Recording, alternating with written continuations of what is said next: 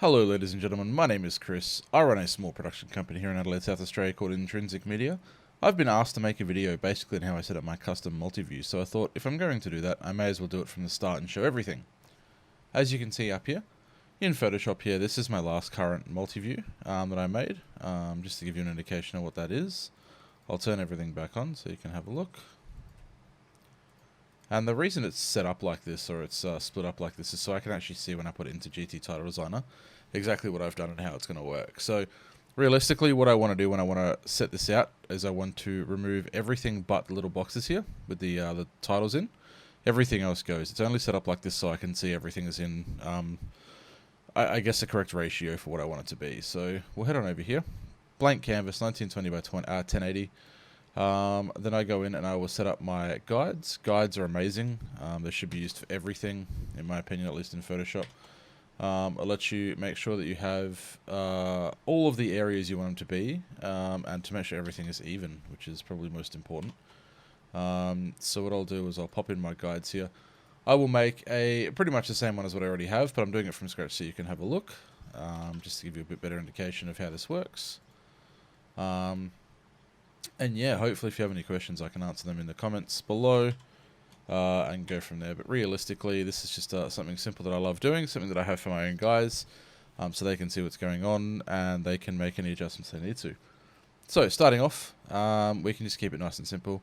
I like to have a black and white background. I come from Blackmagic, so Blackmagic is effectively what I use. It's what I'm used to. So just make the size you want. However you want, it does not really matter. And then yeah, go from there. So we'll start on over here. Okay, so that's in the center of that line. Put mine all the way up to the top. Make a, oopsie doo, there we go. Okay, so make a new line. And your text with whatever it is you want to call it. So this will be, for me, it'll be what's going live. Also known as a program feed. I like live because it lets the commentators know exactly what that means. Not all commentators are going to understand what a program feed is.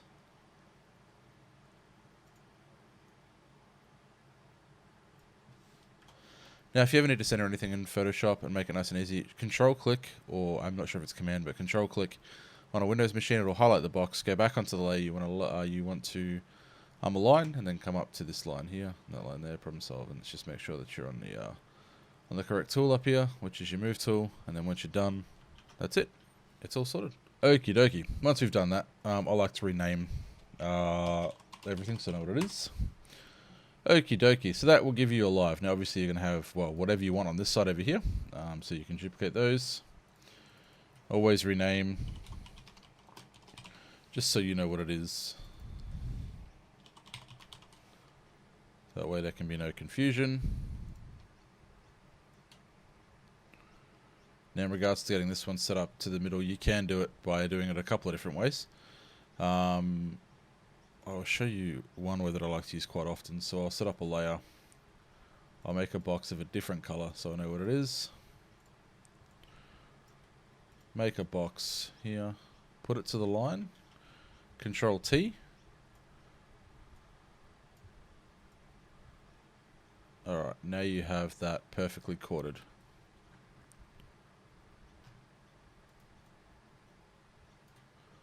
Okie dokie. Now what you can do, send that to the bottom out of the way. The wrong thing. Send the right thing to the bottom out of the way. Then I like to put replay, highlight, box, and then I know what that is. Okay, there we go. Perfect. Now, once again, Control C the box. Come up to your replay boxes. And as simple as that. And then come to your replay box itself. Problem solved. Okay, that is how you center everything. Problem solved. Turn that off, etc, etc. Okay, now on my other one, as you can see here, my custom MV, I had a round time or a show time. Show time can mean one of two things for us. A show time either means how long until the show starts, or it can mean how long the show's run for. For me, I leave it how long until the show starts, so my talent knows, or my commentators know, that's how long they have to be before until it's on, basically. Time here is literally the time, and then notes here is a section that I'll explain in a second, and then so on and so forth. So, going back to our MultiView here, we now need to duplicate everything again. So we want our live box, and we'll duplicate that, and then we'll come up here and we'll change this to, we'll make this one the time box, and this will change name as soon as we type it in. So I'll put time. Okie dokie. Grab these two. Drag it down. Right there. Problem solved. Okie dokie.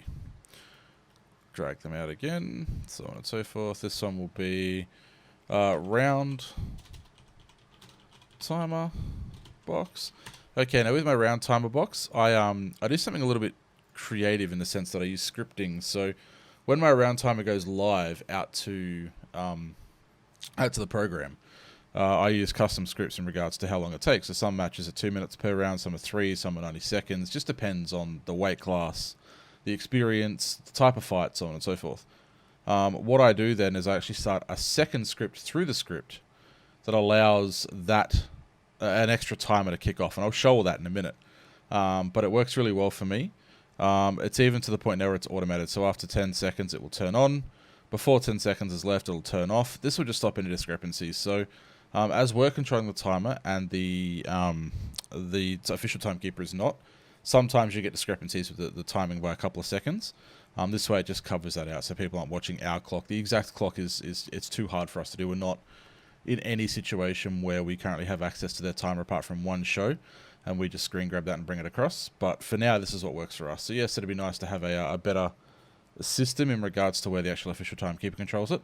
However, the way it's set up currently and the way it needs to be done here, to appease the various sporting councils, it needs to be done by their guy, and they have to use certain things, and they just don't have that ability here. So at the end of the day, it comes down to what we have versus what they've got, and it's not meant to be, I suppose it's just the easiest way to put it.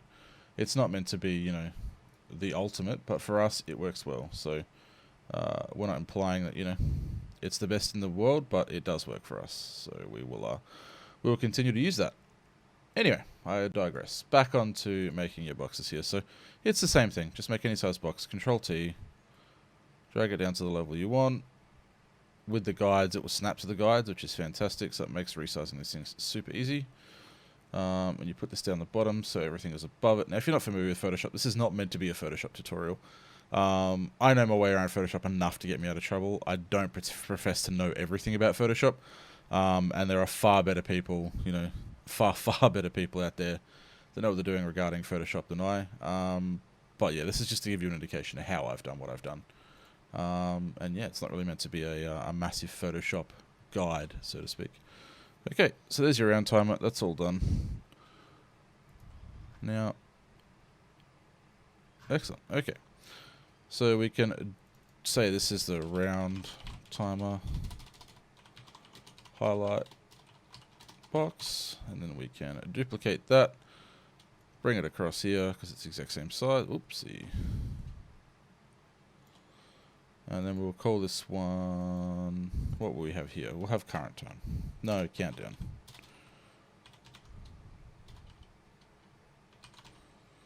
Okay, so countdown, oops, highlight box. Now it's very important that with these boxes that you actually change colors, and you'll see why in a second.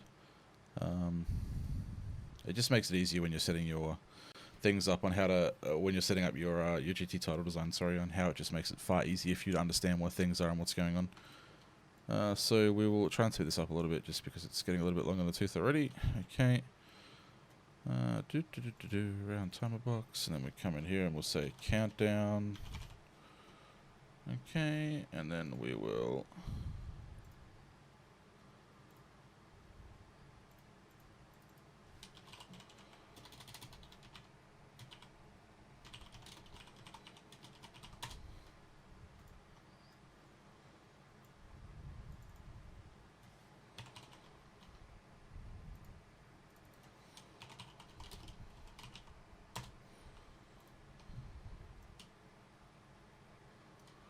okay, there we go. Now, simple part for this is, the easiest way to do this is to literally save it as a Photoshop file. before we do that, doesn't really, as I said, the colors do not matter. They'll be going soon anyway, so they're purely there as a guide. Now the GT Title Designer is not. I wouldn't say it's the easiest program in the world. I wouldn't say it's hard to use by any means, but it certainly leaves a little bit to be lacking if you're used to something like Photoshop and the power of Photoshop. So this is why I do it this way. For me, it's far easier than trying to suss out something else, but this is just how I do it. So you do what you think is right for yourself. You use it how you wish. This is, as I said, once again, it's not a tutorial on what you're doing wrong. It's more so just to show you how I get things done my way. Okay, that's done. Okay, that's what we want for now. So we're going to save that as, we'll just say new MV, etc. And we will export this. Actually, no, we won't export this. Let's go to GT Title Designer.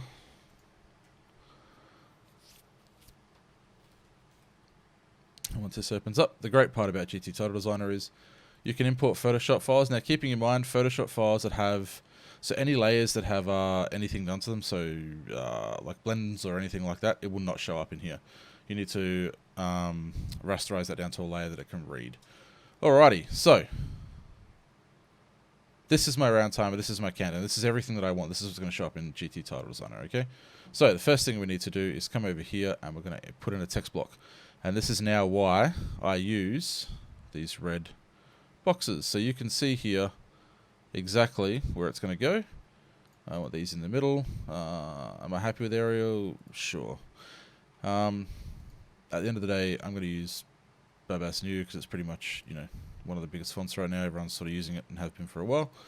Pop this up to a size that I can read. Now, I always use mine to shrink. So that will, what will happen is if anything gets too big, that text will shrink and it will not go outside of the box constraints. Now, so this will be called round timer. It's important that you document these correctly because this is what vMix will read to give you a round timer, and I'll show you what I mean by that. So you can duplicate the box, drag it across. This will be countdown timer. Okay, that's them two done. Now, you can come here and turn those boxes off. In time, it's very simple. It's the same process. So you literally just drag and drop a text box to exactly where you want it.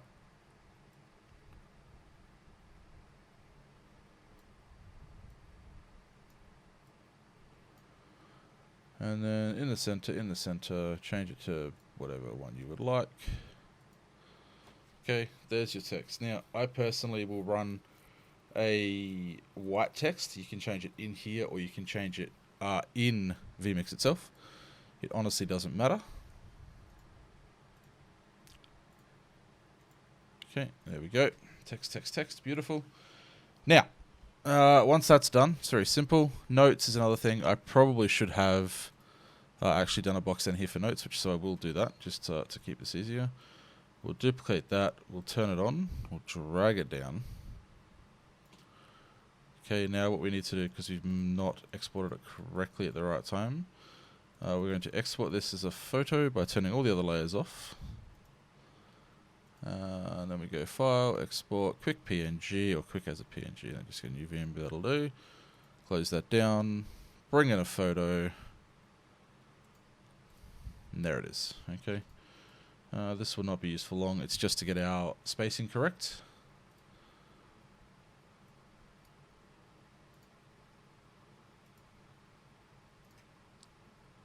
Alrighty.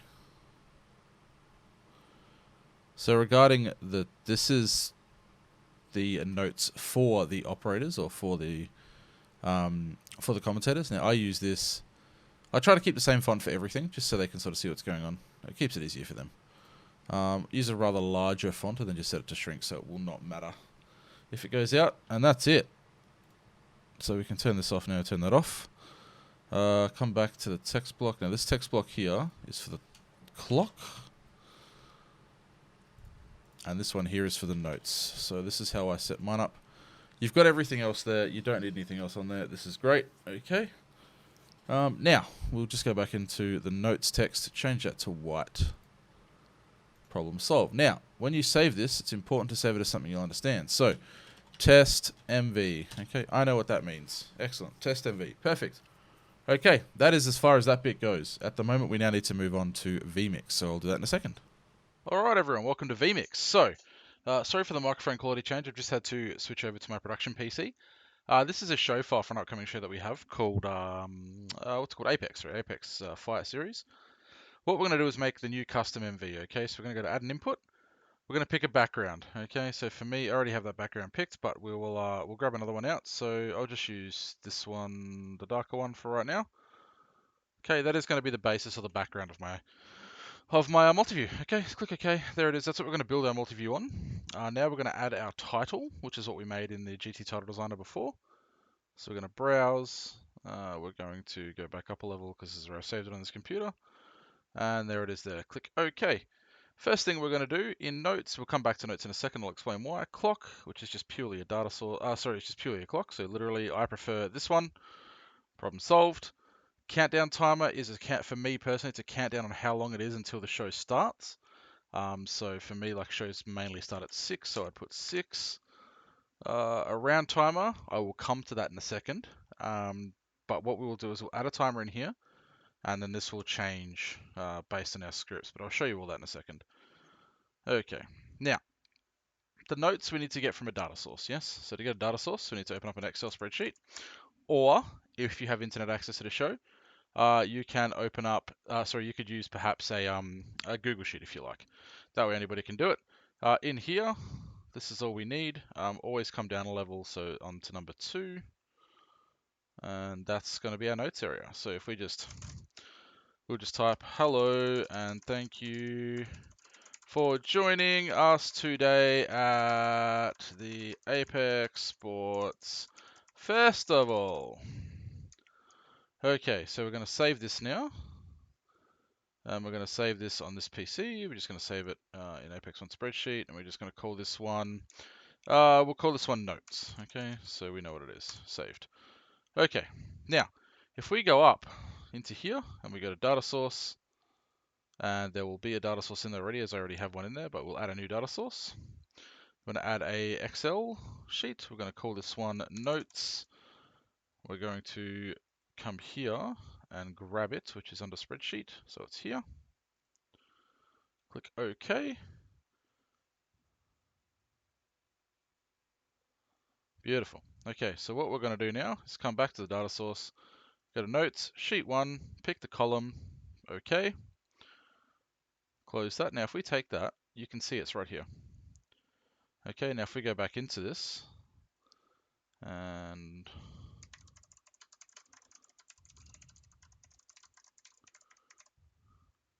save it, there it is. That's how I bring notes in. So I can have this on the director. So myself, when I'm at a show, I run the Blackmagic switcher, so all the cameras, and then I have a replay operator and a graphics operator that run off the vMix PC. I would have this on my Surface Book Pro sitting beside me, and I can tell the commentators they're not doing something right, or the replay operator can do the same thing via his computer. Okay, so that's how we've done that. Okay, moving along, you can see the round timer there, a countdown timer when the show is going to begin, and the actual times, keeping in mind I live in Australia, so that's the time here where it is for me. Then we've got replay and live. So what we want to do here, this will be the last thing to go on because it needs to overlay over everything else. So if we open up our stinger, and then we go to MultiView, you can put it in channel 10, it doesn't matter. There it is, it's on there okay, already, beautiful. Now what we're going to do is we're going to make our program 1 and our replayers 2. Okay, what we then do is we go into position. Now we want to make this 0.5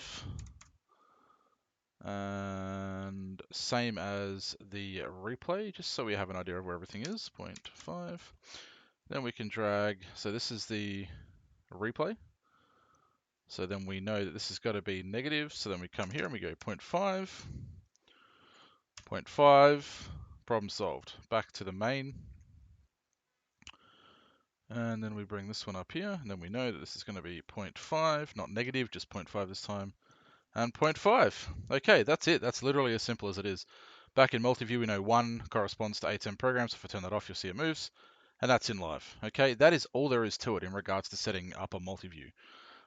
Regarding starting round timers, that's quite simple. I'll show you that in a second. I'm happy to do that. What we will do here is close that off. Okay, and then if we take this as live, you would have replay and live. So let's give. What are we going to do here to demonstrate this works? Hang on one second. Let me just. I'll be right back. I'll restart the video in a second. Alrighty, everybody. Sorry, I've come back. What I've done is I've set up a camera pointing at my Atomos, my Shogun Atom or Atomos Shogun, and you can clearly see now that it's live what it looks like. You can clearly see here that it's got your replay on the left. You can tell that because the timer's not moving, and the live on the right, which it is by moving. If I play with my replay controller here, which is the X keys, I think it's an XK68. You can see that I can go back through,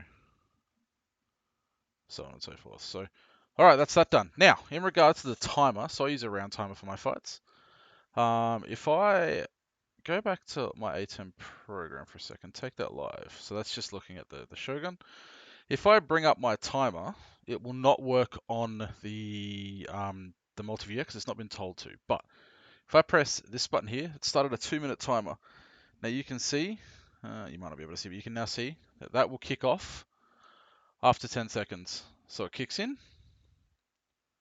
and there you go. Now at the end of that timer, with 10 seconds to go, no matter if I pause, if I restart, do anything with that timer, it will turn off with 10 seconds to go in the fight. That way, people aren't pixel peeping the timer they're actually watching the fight, okay?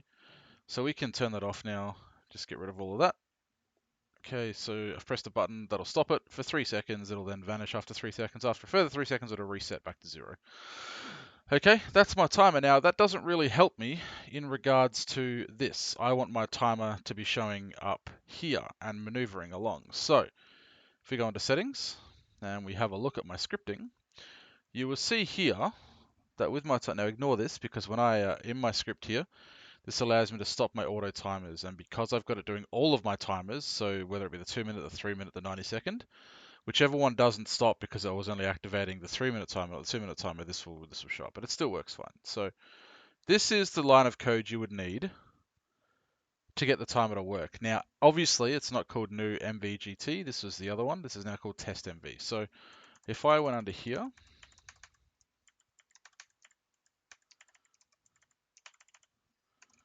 test MV, change it up here as well. Now, keeping in mind, you only need to name it what it is actually called. So it's called test MV, right? That's what we need to call it. You could name it anything you wanted, and then just make sure it correlates in here. Now, the other thing you'll need to check too is that this title here is the same as whatever you've named it in here. So if you go into title editor, you will see that it's a round timer. So it needs to be called round timer.text. So if we go back in to our script, and we come back under our new timer, this needs to now be round timer.text. Okay, that will work. Now this is not going to get it to work at the same time. This is a proof of concept, just to show you that it actually works. Okay, so now that we've saved that, if we close that and we come down here and we start the timer, you will see that it started a 2-minute timer, as you can see. That's fantastic. Now, what we want it to do is stop when it's finished. Okay, it's going to run out. That's fine. Okay, so what we now need to do is come in here and take this information here. See, it's 2 minutes here. We need to copy and paste this. We need to do a new one. We're going to call this one MV timer auto. MV, nah. So MV timer MV2 min timer auto. Okay, so what we're going to do is we're going to pop that in there. That's the start of the script. We're going to save that. We're then going to come up to here and get our auto timer. Now, with our auto timer, the script is a little bit more in it's a little bit more in depth. Now, I didn't write the script. This was actually written for me by Guy Blanc. I hope I pronounced that correctly. He's a magician when it comes to this kind of stuff. I'm not going to use this for now because I need to reconfigure the whole timer, but I'll use it with my normal script. So I just realized that it is slightly different. So if we come up to here, this is just a basic 2-minute timer. This will do what it tells you it's going to do. So it's going to set the timer to 2 minutes.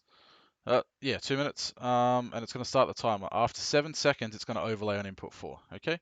That's what we want. That's perfect. That's what I want anyway. The reason it's 7 seconds is the actual GT title takes 3 seconds to kick in. So 3 plus 7 is 10 seconds. So if you come back up in here and we just edit this instead of it saying that, we want that to start when we press our button. So then we come in, we put all the rest of it in. That's fantastic. That's all we need it to do. We don't want it to touch the timer.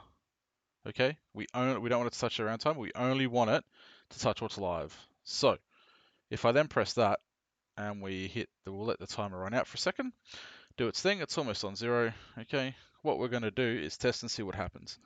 Now, if I show you without actually touching this one first, so if I just show you my normal timer, this is what happens when I press my 2-minute timer button. So it'll start. It will not overlay onto the program until 10 seconds, or it's 7 seconds, but because of the delay. As you see, it vanishes now. It's come on overlay 4, and at 10 seconds exactly, so 1 minute 50, it pops up. Okay, now if we're going to stop that, and that'll turn off again, and it'll vanish. Beautiful, and then it'll reset.